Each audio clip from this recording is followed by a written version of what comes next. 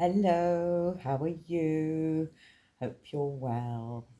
Okay, first thing I've got to say is we'll have to see how this goes because it's my new tablet. So I hope it all works a bit better and doesn't take me so long to upload. And two sort of corrections from the last reading of the Solitaire mystery. One is I said it was in my 20s, but the actual let's have a look. The actual book was first published in 1996, so it was in my 30s, if not early 40s. And also, I made a long spiel about cards and thinking that maybe you didn't know cards. And of course you do, I think. So apologies for that. Okay. Right. Last time we met Hans Thomas, age 12. Talking a bit about his past and his dad and mum and dad's past and his grandpa and grandma past. And they're going to Greece, I think, to find their mum. But I might be wrong. It might be Germany. No, I think it's Greece. So now we've got the second chapter. Second of spades, two of spades.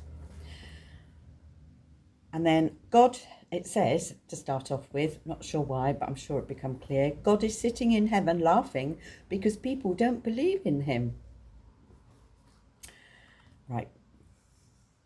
At the Swiss border, we stopped at a deserted garage with only one petrol pump. A man came out of a greenhouse, and he was so small he had to be a dwarf or something. Dad got a gigantic map and asked him the best way over the Alps to Venice. The little man pointed at the map and replied in a squeaky voice. He could only speak German, but Dad interpreted for me and said that the little man thought we should spend the night in a small village called Dorf. They've mentioned Dorf, haven't they? The whole time he spoke, the little man looked at me as though I was the world's first and only child. I think he particularly liked me because we were exactly the same height.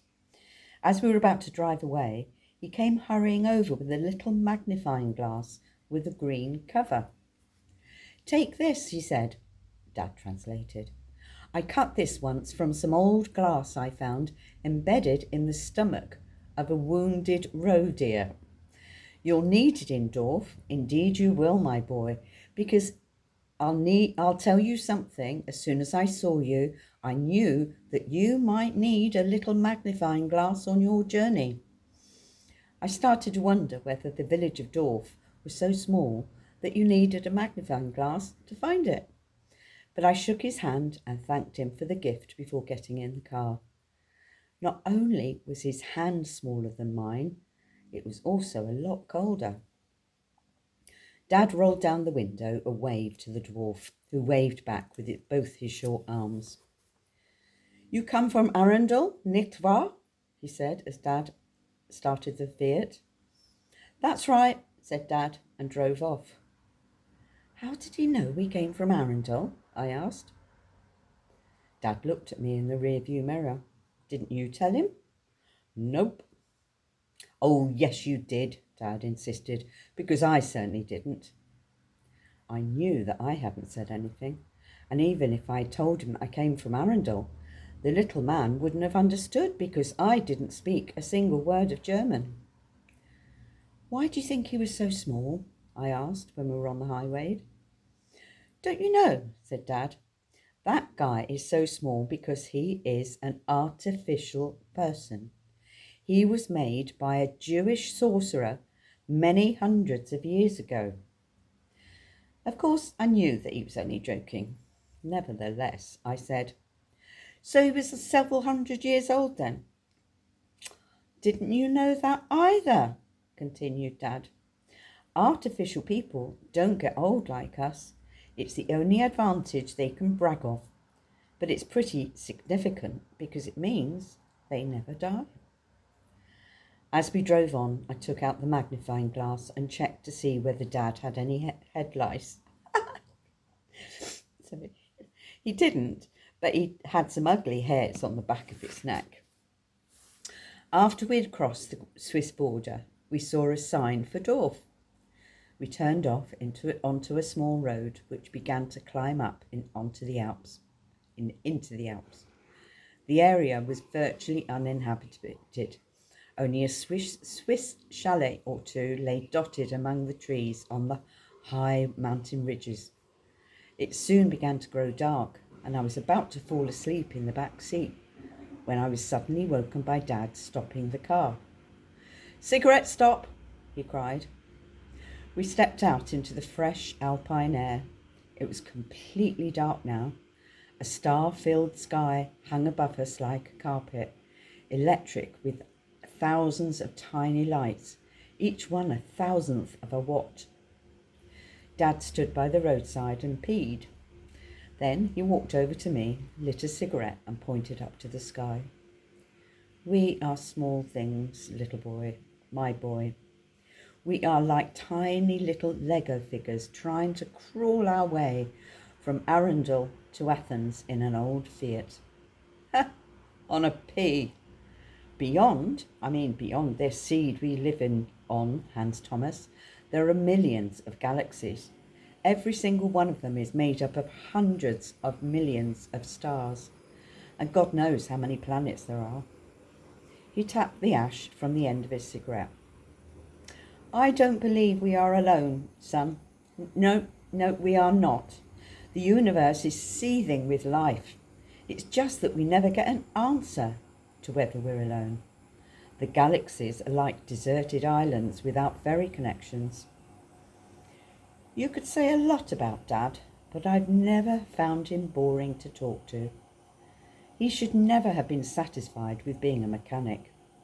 If it had been up to me, he would have been employed by the government as a national philosopher. He once said something similar himself. "We have departments for this and that," he said, "but there's no department of philosophy." Even large countries think they can manage without that kind of thing. Being hereditarily tainted, I sometimes tried to take part in Dad's philosophical discussions, which arose just about every time he wasn't talking about Mama. This time he said, "Even though the universe is huge, it doesn't necessarily mean that this planet is a pea." He shrugged, threw his cigarette back onto the ground, and lit a new cigarette.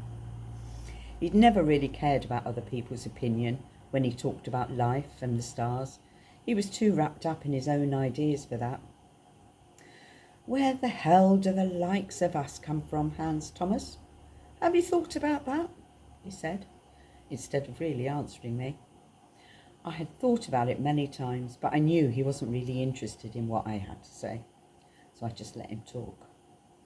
We had known each other for such a long time, Dad and I, that I had learned it was best that way. "Do you know what Grandma once said? She said she'd read in the Bible that God is sitting in heaven laughing because people don't believe in him." That was the quote at the beginning of this chapter. "Why?" I asked. It was always easier to ask than to answer. "Okay," he began. "If a God has created us, then he must regard us as something artificial. We talk, argue and fight, leave each other and die. Do you see? We are so damn clever, making atom bombs and sending rockets to the moon, but none of us asks where we come from. We are just here, taking our places. And so God just laughs at us." "Exactly," he said. "If we had managed to make an artificial person, Hans Thomas, and this artificial person started to talk about the stock market or horse racing, without asking the simplest and most important question of all, namely how everything had come to be, yes, then we'd have a good laugh, wouldn't we?" He laughed that laugh now. "We should have read a little more about the Bible, son. More from the Bible, son. After God created Adam and Eve, he went round the garden and spied on them. Well, literally speaking. He lay in wait behind bushes and trees and carefully followed everything they did. Do you understand? He was so enthralled with what he'd made, he was unable to keep his eyes off them. And I don't blame him. Oh no, I understand him well. Dad stuck out his cigarette, and with that, the cigarette stop was over. I thought, in spite of everything, I was lucky to be able to take part in 30 or 40 of these cigarette stops before we reached Greece. When we got back to the car, I took out the magnifying glass that the mysterious little man had given me. I decided to use it to investigate nature more closely. If I lay on the ground and stared long enough at an ant or a flower, maybe I'd spy some of nature's secrets. Then I'd give Dad some peace of mind. Sorry, I'm just checking on the time. Because it's a new tablet, I didn't know where the time was, but it's at the top. Then I'd give Dad some peace of mind as a Christmas present. We drove higher and higher up into the Alps, and more time passed. Are you sleeping, Hans Thomas? Dad asked after a while. I would have been, the moment he asked, if only he hadn't asked. So as not to lie, I said no, and at once I was even more awake. You know, he said, I'm beginning to wonder whether that little fellow tricked us. So it wasn't true then that the magnifying glass was in a roe deer's stomach, I mumbled. Oh, you're tired, Hans Thomas. I'm talking about the road. Why should he send us into the wilderness? The highway went over the Alps too. It's now 40 kilometres since I last saw a house, and even further since I saw a place where we could spend the night. I was so tired I didn't have the strength to answer. I just thought that I might hold the world record in loving my father. He shouldn't have been a mechanic. No way. Instead, he should have been allowed to discuss the mysteries of life with the angels in heaven. Dad had told me that angels are much smarter than people. They aren't as clever as God, but they understand everything people understand without having to stop and think. Why the hell would he want us to drive to Dorf? Dad continued. I bet you he sent us to the village dwarfs. That was the last thing he said before I fell back asleep. I dreamed about a village full of dwarfs. All of them were very nice. They all talked at the same time about everything, but none of them could say where in the world they were or where they had come from. I think I remember Dad lifting me out of the car and carrying me to bed. There was the smell of honey in the air, and a lady's voice said, Ja, aber natürlich, mein Herr. No, I don't know what that means. Okay, it's only 13 minutes in and we've come to the end of the chapter. So is the next one's quite short. We'll see how we go. Yeah? So I want to get to where the core of the story is. This one is the third chapter, 3 of Spades. When I woke up the next morning, I realised that we'd arrived in Dorf. Dad was fast asleep in the bed next to me. It was past 8 o'clock, but I knew he needed to sleep a little longer, because no matter how late it was, he always had a little drink before he went to bed. He was the only one who called it a little drink. I knew these drinks were pretty big and quite numerous too. From the window I could see a large lake. I got dressed at once and went downstairs. I met a fat woman who was so friendly she tried to talk to me, even though she couldn't speak a word of Norwegian. She said Hans Thomas several times. Dad must have presented me to her when I'd been asleep, and he carried me up to the room. I understood that much. I walked across the lawn in front of the lake and tried out a crazy alpine swing. It was so high, I could swing up above the rooftops. While I played on the swing, I observed the little alpine village. The higher I swung, the more of the landscape I could see. I began to look forward to Dad waking up. He was sure to go wild when he saw Dorf in full daylight. You see, Dorf was a typical doll's village. Between high, snow-crested mountains, there were a few shops lining a few narrow streets. When I swung high into the sky, It was like peeping down at one of the villages from Legoland. The guest house was a 3-storied white building with pink shutters and lots of tiny coloured glass windows. Just as I was beginning to grow bored with the swing, Dad appeared and called me in for breakfast. We went into what must have been the world's smallest dining room. There was only enough space for 4 tables, and as if that wasn't enough, Dad and I were the only guests. There was a large restaurant beside the dining room, but it was closed. I guess that Dad felt guilty for sleeping longer than me, so I asked for a fizzy drink for breakfast instead of alpine milk. He gave in at once, and in return he ordered a Viertel. It sounded mysterious, but when it was poured into his glass, it looked suspiciously like red wine. I understood we wouldn't be driving on until the next day. Dad said that we were staying at a Gasthaus.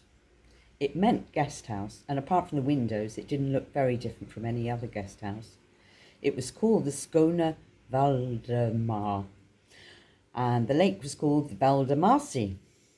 If I wasn't mistaken, they were both named after the same Valdemar.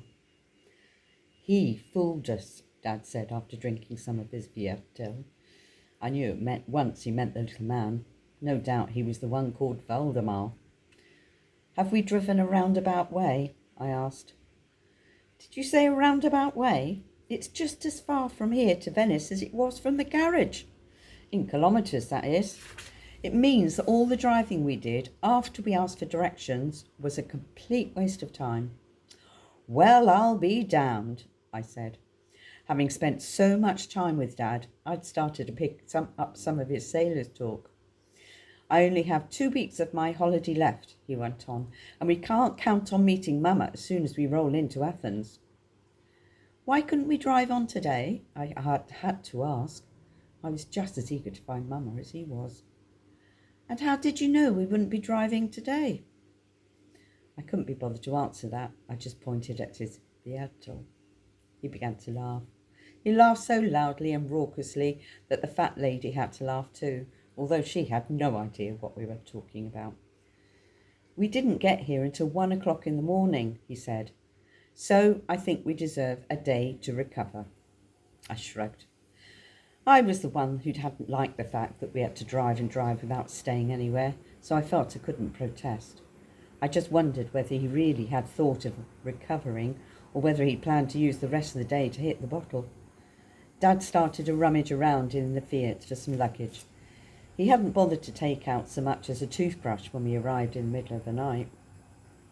When the boss had finished putting the car in order, we agreed to go for a long walk.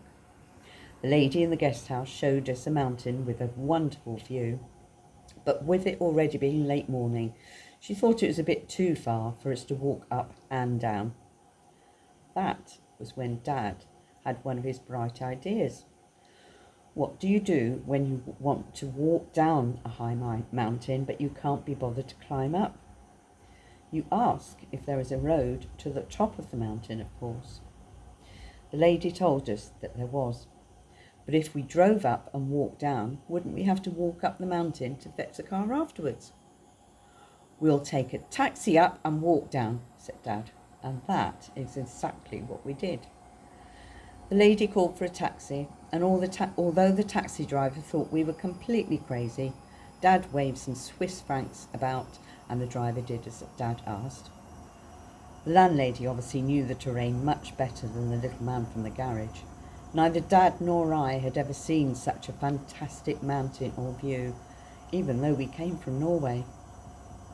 Far down below we spied a little pond inside a microscopic cluster of tiny dots. It was Dorf, and the Valdemar Sea.